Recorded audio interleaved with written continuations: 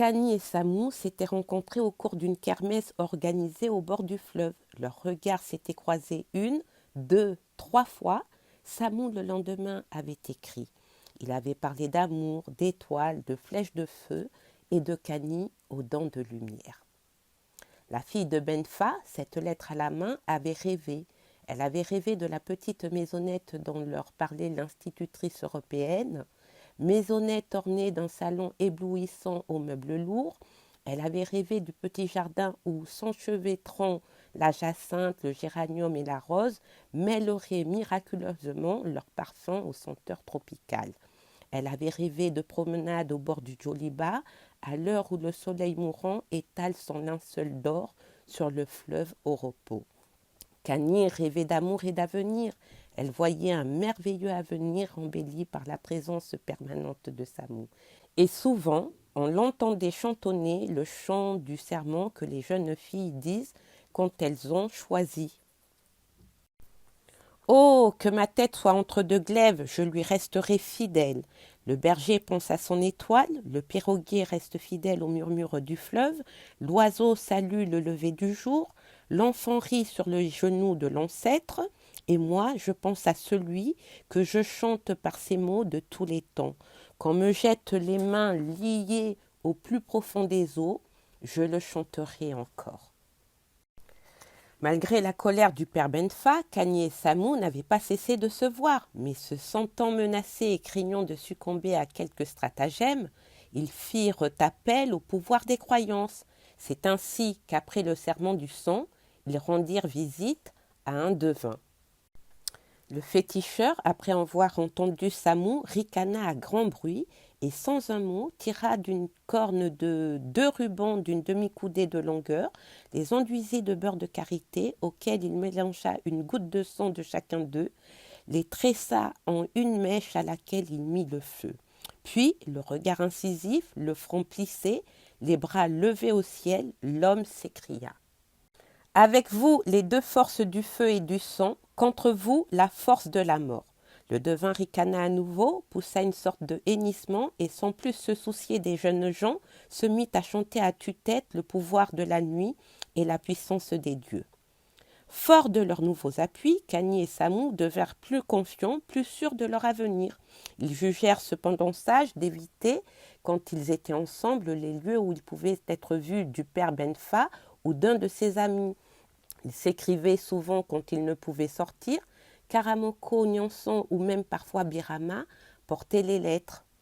La famille Benfa était donc divisée à propos de cette affaire. Birama, Nyanson, Karamoko étaient du côté de Samou, tandis que le père Benfa et Sibiri, l'aîné, ne pensaient qu'à Famagon. En réalité, l'harmonie de la famille Benfa n'était qu'apparente et cette affaire Samou permit de voir au grand jour une division qui avait toujours existé.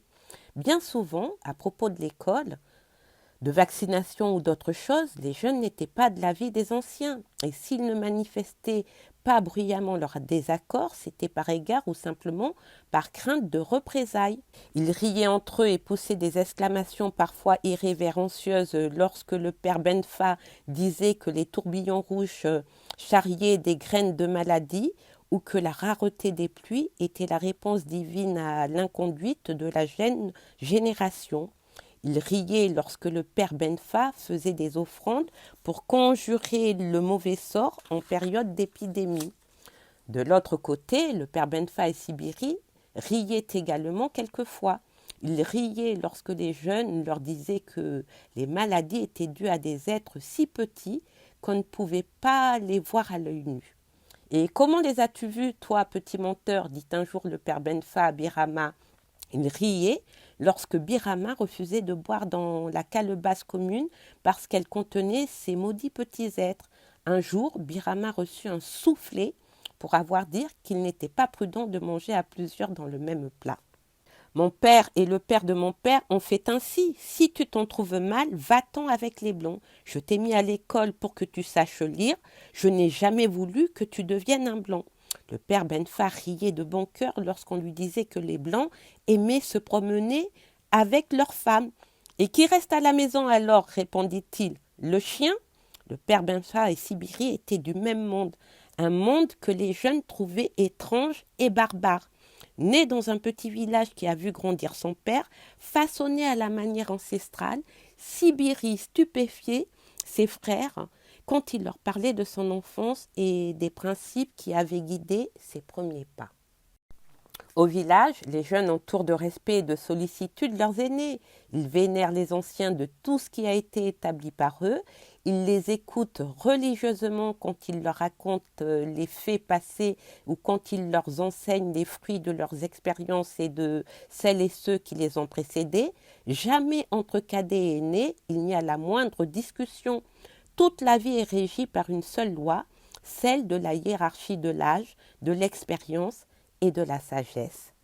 C'est seulement après avoir séjourné dans la case des circoncis que les cadets sont considérés comme des hommes. Ils sont alors censés avoir acquis tout ce qui fait l'homme.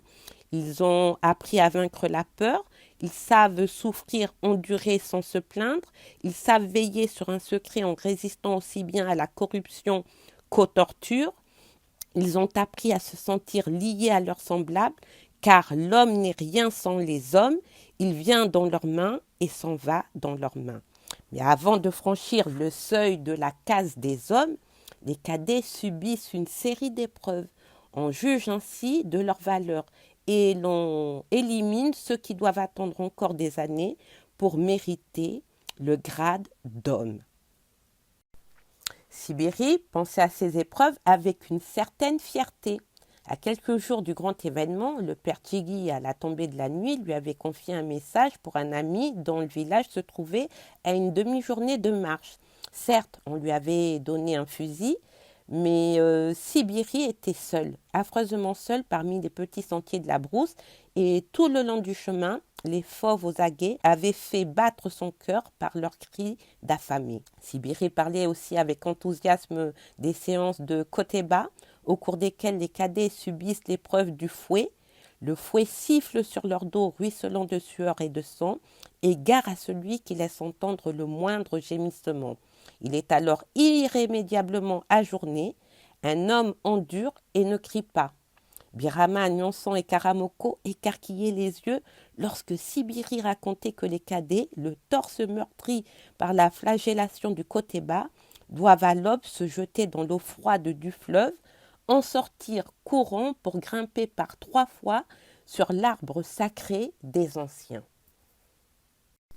Birama avait des frissons lorsqu'on lui parlait de l'épreuve du feu. Les jeunes en passe d'être circoncis doivent pénétrer dans une case en feu et ramener un objet qui ont laissé les aînés. Au début, l'objet est une corbeille ou une marmite, mais au 7e tour, il s'agit souvent d'une aiguille plantée au mur.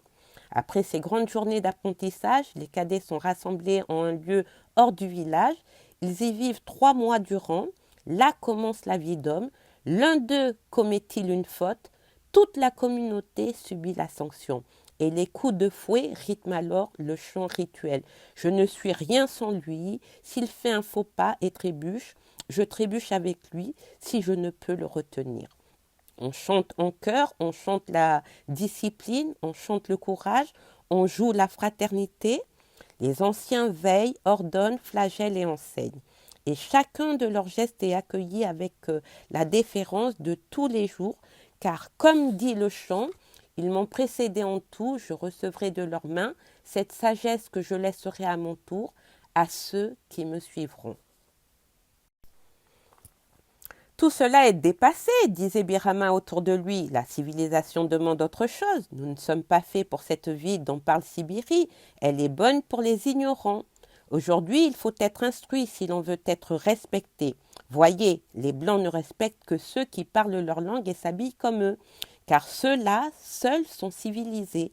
L'instituteur le dit bien souvent, vous deux, Nyonsan et Karamoko, si vous voulez suivre l'exemple de Sibiri, tant pis pour vous. Allez dans un bureau, dans un magasin, vous verrez que le blanc vous accueillera différemment selon vos habits. Il aura quelques égards pour vous si vous êtes comme lui. Il n'hésitera pas à vous souffleter si vous êtes autrement.